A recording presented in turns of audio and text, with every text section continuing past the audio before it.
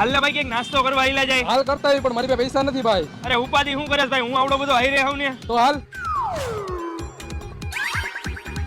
પેલા ભાઈ આપણે આટલો બધો નાસ્તો કરી ગયા હી, તારી પાસે પૈસા તો હે ને? તો પછી ઠામડા ધોવા પડશે. અરે તારો ભાઈ અત્યારે વિડીયો બનાવીને એટલો ફેમસ થઈ ગયો ને કે ગમે ત્યાં નાસ્તો કરવા જાવ ને એટલે એ ભાઈ એમ કે મને તમે વિડીયો વાળા ને, એટલે હું એમ કહું હા, એટલે એમ કે મને નથી જોતા તમારા પૈસા ભાઈ.